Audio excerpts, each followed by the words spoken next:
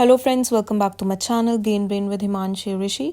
सो आज की इस वीडियो में हम डिस्कस करेंगे DSSB एंड EMRS के जो कैंडिडेट्स हैं जो कि TGT, PGT या और भी किसी सब्जेक्ट के एग्ज़ाम की तैयारी कर रहे हैं। सो जो इसका जो जनरल इंग्लिश का पोर्शन है उसके जो इम्पॉर्टेंट ग्रामर के रूल्स है और जो मोस्ट इम्पॉर्टेंट ग्रामर के क्वेश्चंस जो बार बार एग्ज़ाम में देखने को मिलते हैं वही हम इस वीडियो में डिस्कस करेंगे।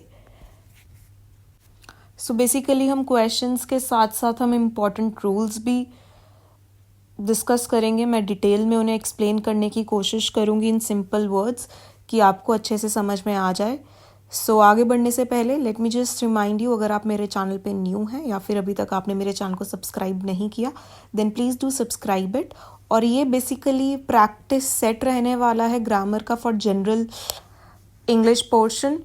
अगर आपको ऐसे ही और प्रैक्टिस सेट्स चाहिए मुझे कमेंट सेक्शन में बताना। ये पहला प्रैक्टिस सेट रहेगा, ऐसे ही और मैं प्रैक्टिस सेट्स के साथ आपके लिए आऊँगी। So now without wasting any time let's get started with our questions. So first we will read the question. In the following sentence, choose the appropriate option for the blank. हमें fill up के form में ये दिया हुआ है। Basically ये syntax के important rules है, सब्जेक्ट वर्ब अग्रीमेंट। मैंने आपको अपनी पहले की वीडियोस में भी बताया है। जो आपको ये फिलअप्स आते हैं मोस्टली या फिर आपको फाइंड द एरर टाइप के जो क्वेश्चंस आते हैं ये ज़्यादातर आपको सब्जेक्ट वर्ब अग्रीमेंट या फिर सिंटैक्स से आते हैं। सो आपको आइडिया लग जाएगा जब आप पढ़ोगे कि ऐसे ही क्वेश्चंस एग्जाम में देखने को आते हैं और ये बहुत कंफ्यूज कर देते हैं ऐसे questions. So first question, 5 tons of rice dash cost या फिर cost 600 rupees. 5 tons of rice, इसमें क्या आएगा, कॉस्ट आएगा या कॉस्ट्स आएगा? कॉस्ट हमारा प्लूरल है, कॉस्ट्स हमारा सिंगुलर है। तो जल्दी से आप अपना आंसर चूज कर लीजिए। सो जो इस क्वेश्चन का करेक्ट आंसर है वो है कॉस्ट्स। सिंगुलर वर्ब आएगा जब भी कोई क्वांटिटी दी हो, किलोमीटर्स, 100 किलोमीटर्स। अब आपको लग रहा होगा अरे 100 किलोमीटर की बात हो रही है तो ये प्लूरल में आना चाहिए वर्ब, बट नहीं। अगर किसी क्वांटिटी की बात हो रही है तो ये ग्रामर का रूल है, क्वांटिटी के साथ हमेशा सिंगुलर वर्ब का ही प्रयोग होगा, सिंगुलर वर्ब का ही यूज होगा। तो इसलिए यहाँ पे कॉस्ट्स आएगा।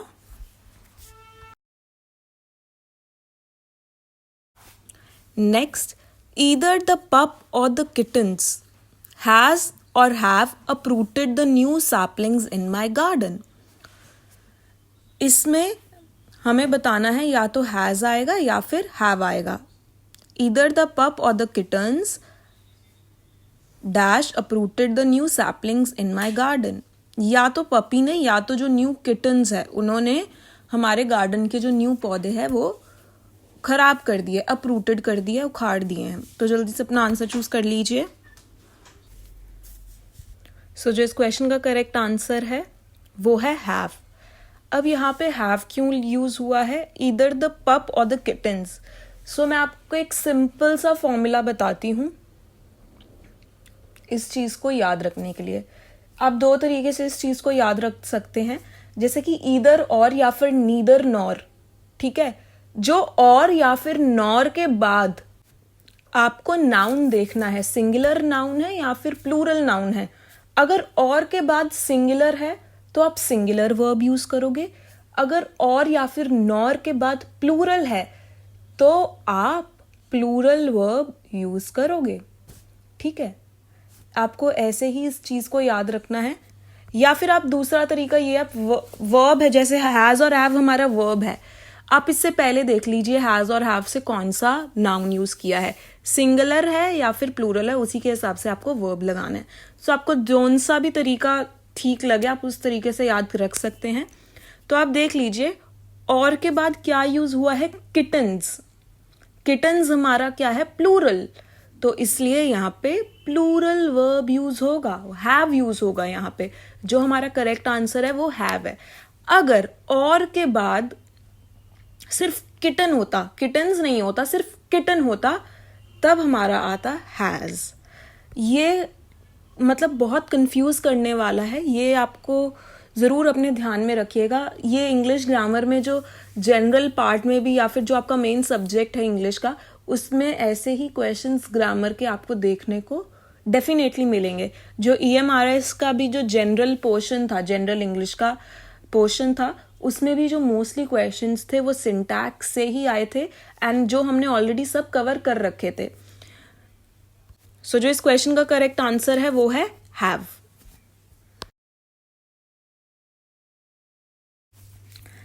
Next, Sanskrit as well as Arabic is या फिर are dash taught in the new school. अब आपको बताना है Sanskrit as well as Arabic, is आएगा, आर आएगा, सिंगुलर है या फिर आर प्लूरल, क्या यूज होगा, taught in the new school. Sanskrit as well as Arabic, दो चीज़ों की बात हो रही है। अब आप सोचिए, दो चीज़ों की बात हो रही है, प्लूरल आएगा, सिंगुलर आएगा। अच्छा, मैंने ना सिंटैक्स पे पहले बहुत सारी वीडियोस बनाई हैं जिसमें मैंने most important rules subject verb agreement के जो एग्ज़ाम में बार बार आते हैं जिनसे क्वेश्चंस मैंने बहुत डिटेल में डिस्कस करे हैं। आप ज़रूर वो वीडियो देखिएगा, आपके सारे डाउट्स, कन्फ्यूजन सब खत्म हो जाएगा। लिंक मैंने डिस्क्रिप्शन में डाल दिया है। It will be very highly beneficial for you if you watch that video. तो जल्दी से अपना आंसर चूज़ कर लीजिए। सो जो हमारा करेक्ट आंसर है वो है इज। कहीं लोगों को लग रहा होगा यहाँ पे आर आएगा क्योंकि दो सब्जेक्ट की बात हो रही है, Sanskrit as well as Arabic, इसलिए आर आ जाएगा क्योंकि दो सब्जेक्ट की बात हो रही है। नहीं, यहाँ पे इज आएगा। क्यों? क्योंकि ये ग्रामर का रूल है। अगर कोई सेंटेंस एज वेल एज से जुड़ा हुआ है तो वो सिंगुलर वर्ब फॉलो करता है। इसको आप कहीं लिख लीजिए या फिर आप मेरी पहले की सिंटैक्स की वीडियोस देख लीजिए। आप मेरा टेलीग्राम चैनल ज्वाइन कर सकते हैं जिसमें आपको सिंटैक्स की वीडियो मतलब PDF नोट्स मिल जाएंगे रूल्स के, अगर आप ऊपर स्क्रॉल अप करेंगे तो। So here are correct answer is. So जो अभी मैंने आपको ऊपर क्वेश्चन बताया उसी का ही ये रूल है रिटन फॉर्म में। तो ऐसे ही मैंने अपनी पुरानी क्लासेस में जब ये रूल्स कराए थे इसी वे में एग्जाम्पल्स के साथ मैंने समझाया था। सो आप ये देख सकते हैं ये रूल। नेक्स्ट रूल बहुत बहुत इम्पॉर्टेंट है, इसे बहुत ध्यान से समझिएगा। पहले मैं इसे इंग्लिश में पढ़ती हूँ फिर मैं आपको समझाती हूँ इसका क्या मतलब है। Verb will be according to the first noun और pronoun if the following conjunctions are used with, along with, as well as, in addition to। अब जिस सेंटेंस में आपको दो लोग दिख जाएं, ठीक है, दो नाउन्स दिख जाए, एक तो सब्जेक्ट होगा शुरू में, ठीक है, और बाद में अगर वर्ड्स जुड़े हुए हैं इन कंजंक्शंस के साथ with, along with, as well as या फिर in addition to, सो जो हमारा वर्ब यूज़ होगा, हेल्पिंग वर्ब या फिर मेन वर्ब जो भी यूज़ होगा, वो जो पहले सब्जेक्ट है उसके अकॉर्डिंग होगा। ठीक है, आप एग्जाम्पल देखिए, आपको बहुत अच्छे से समझ में आएगा। Rohan with his friends is going for picnic. अब यहाँ पे इज क्यों यूज़ हुआ है, बस मुझे यही समझाने का मेरा मतलब है। इज यहाँ पे इसलिए यूज़ हुआ है रोहन के लिए। तो अभी हमने जो ऊपर रूल पढ़ा है ना वो यही पढ़ा है। अब देखो यहाँ पे रोहन भी है और हिज फ्रेंड्स भी है, तो सब्जेक्ट तो हमारे दो हो गए, है ना। बट जो हमारा रूल कहता है, अगर सेंटेंस विद या फिर as well as, along with, in addition to, इन चारों में किसी भी वर्ड के साथ जुड़ा हुआ है, तो जो सबसे पहला सब्जेक्ट है ना उसके अकॉर्डिंग ही आपको आंखें बंद करके अपना वर्ब यूज़ करना है। कौन सा यूज़ करेंगे उसके अकॉर्डिंग। अगर हमारा पहला सब्जेक्ट सिंगुलर है तो सिंगुलर यूज़ करेंगे, अगर प्लूरल है तो हम प्लूरल यूज़ करेंगे। अब जिन लोगों को रूल नहीं पता ना, मैं सच्ची बता रही हूँ, वो यहाँ पे आर लिख देते। Rohan and his friends are going for picnic. क्यों?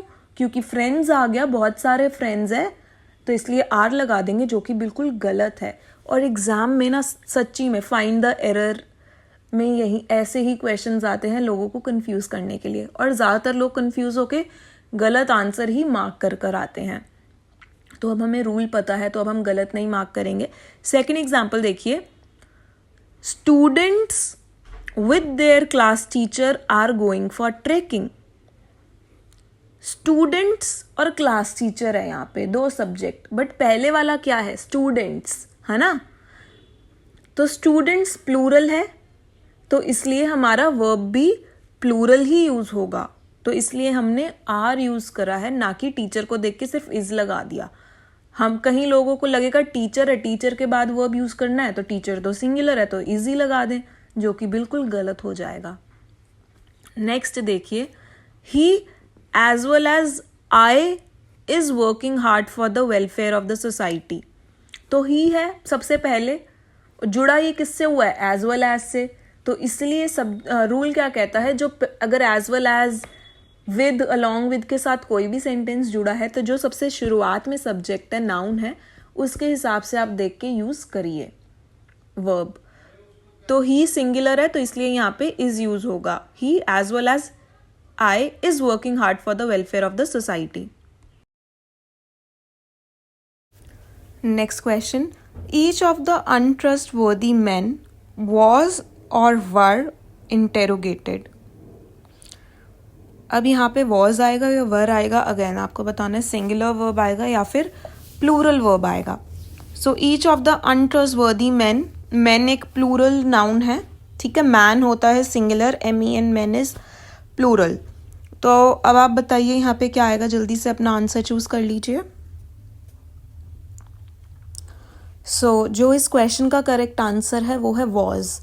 अब मेन प्लूरल है, तो यहाँ पे आपको लग रहा होगा शायद वर्ब भी आ सकता है, but no, according to the grammar rule, according to grammar syntax, अगर कोई भी सेंटेंस ईच से शुरू हो रहा है, या आप अपनी हैंड राइटिंग में भी लिख सकते हैं, अपने नोट्स खुद बना सकते हैं, लिख सकते हैं इंपॉर्टेंट ग्रामर रूल्स करके, अगर कोई भी सेंटेंस ईच वर्ड से स्टार्ट हो रहा है, बस आपको इतना याद रखना है, वहाँ पे सिंगुलर वर्ब यूज होगा, ठीक है। Each of the untrustworthy man was interrogated, was इसलिए आया है क्योंकि ये सेंटेंस ईच से स्टार्ट हुआ है।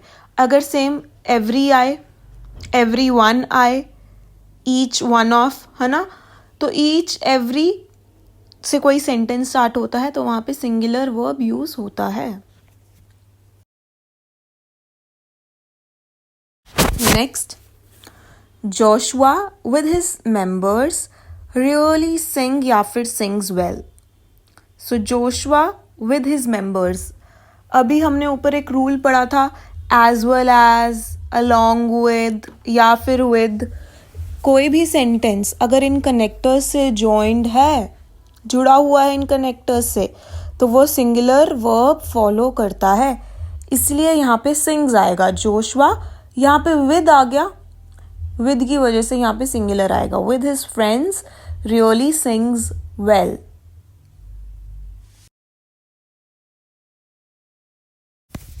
Next question, a large portion of the northern army was या फिर वर ब्रिटिश। सो जल्दी से आप अपना आंसर सिलेक्ट कर लीजिए। A large portion of the northern army was या फिर वर ब्रिटिश।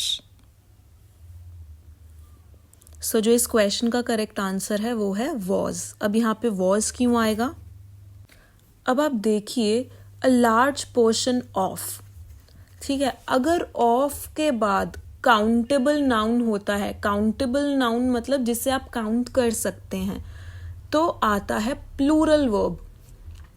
अगर ऑफ के बाद अनकाउंटेबल नाउन हो, अब जैसे कि नॉर्दर्न आर्मी, जितने भी नॉर्थ की आर्मी है, तो आप क्या नॉर्थ की आर्मी को काउंट कर सकते हैं, नहीं, तो ये एक अनकाउंटेबल नाउन है। तो अगर ऑफ के बाद अनकाउंटेबल नाउन का यूज हो तो फिर सिंगुलर वर्ब का यूज होता है, तो इसलिए यहाँ पे वॉज आएगा। अगर ऑफ के बाद काउंटेबल नाउन होता तो वर आता। I hope this rule is clear.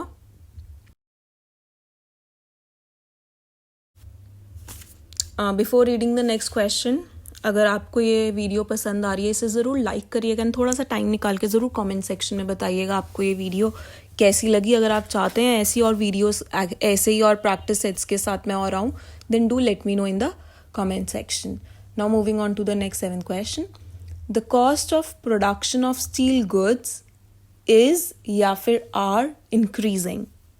जल्दी से आप अपना आंसर चूज कर लीजिए.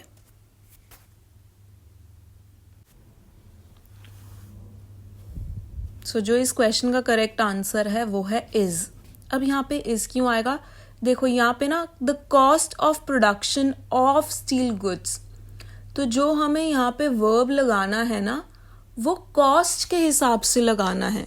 तो कॉस्ट क्या है? सिंगुलर, तो इसलिए हम सिंगुलर नाउन यूज करेंगे. और अगर यहाँ पे स्टील गुड्स पहले आता तब हम प्लूरल या फिर हम आर यूज करते, बट यहाँ पे कॉस्ट के लिए हमें हमारा सब्जेक्ट क्या है? कॉस्ट.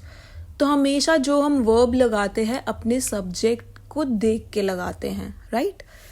तो जो हमारा कॉस्ट है उसके हिसाब से अगर हम लगाएंगे तो यहाँ पे सिंगुलर वर्ब इज यूज होगा.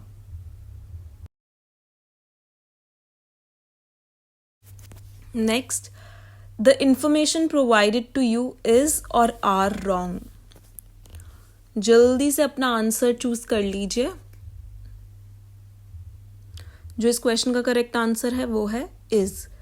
अब यहाँ पे इज क्यों यूज होगा? क्योंकि इंफॉर्मेशन हमारा सब्जेक्ट है और इस चीज को आप अपने दिमाग में बिठा लीजिए. जब भी हम अनकाउंटेबल नाउन के बारे में बात करते हैं तो वो हमेशा सिंगुलर वर्ब फॉलो करता है. अनकाउंटेबल क्या होता है? क्या आप इंफॉर्मेशन को गिन सकते हैं? नहीं. तो ये एक अनकाउंटेबल नाउन है. राइज, क्या आप चावल को गिन सकते हैं? नहीं. तो ये एक अनकाउंटेबल नाउन है. तो जब भी अनकाउंटेबल नाउन की बात हो रही है, न्यूज, इंफॉर्मेशन, हेयर, स्टार्स, ठीक है, तो इनको आप काउंट नहीं कर सकते. इनके साथ हमेशा सिंगुलर वर्ब फॉलो होगा. सो इसलिए यहाँ पे इज हमारा करेक्ट आंसर है. Next, none of the candidates has or have responded. जल्दी से अपना आप आंसर चूज कर लीजिए. सो जो इस क्वेश्चन का करेक्ट आंसर है वो है हैव. अब यहाँ पे जो नन है वर्ड, ये सिंगुलर भी फॉलो कर सकता है और प्लूरल भी. तो यहाँ पे नन ऑफ द कैंडिडेट्स, यहाँ पे कैंडिडेट्स यूज हुआ है. वैसे तो देखिए इसके हिसाब से सिंगुलर, मेरे हिसाब से तो यहाँ पे सिंगुलर यूज होना चाहिए बिकॉज नन का मतलब होता है इनमें से कोई भी नहीं. यहाँ पे मेरे हिसाब से हैज़ आना चाहिए. बट मैंने जो रूल देखा है, कहीं बुक्स में जो रूल है वो लिखा है कि नन हमेशा सिंगुलर फॉलो करता है. और मैंने ये गूगल पे भी चेक किया है अभी, और मैंने 1-2 बुक से और रेफर किया है. तो गूगल पे और एक बुक में ये लिखा है कि जो नन है ये सिंगुलर और प्लूरल दोनों फॉलो कर सकता है depending on it's meaning. But हमेशा जो नन का मतलब है वो तो यही होगा कि कोई भी नहीं, बहुत सारों में से कोई भी नहीं. मेरे हिसाब से यहाँ सिंगुलर आना चाहिए. बट अब 2 से 3 जगह मैंने देख लिया ये प्लूरल भी हो सकता है और इस क्वेश्चन का आंसर जो मार्क्ड है वो प्लूरल ही है. तो इसलिए हैव यहाँ पे मैंने करेक्ट आंसर लिखा है. So none of the candidates have responded. तो इसका जो इन्होंने एक्सप्लेनेशन दिया है वो यही है कि जो नन है ये प्लूरल नाउन के साथ फॉलो कर रहा है. कि मतलब जो नन आया है यहाँ पे कैंडिडेट्स आ गया है, प्लूरल नाउन है, तो इसलिए यहाँ पे हम प्लूरल वर्ब भी लिख सकते हैं. ठीक है, यहाँ पे नन, अगर नन का मतलब है बहुत सारों में से, तो बहुत सारे हैं तो इसलिए हम यहाँ पे प्लूरल वर्ब फॉलो करेंगे. इस हिसाब से यहाँ पे हैव आएगा.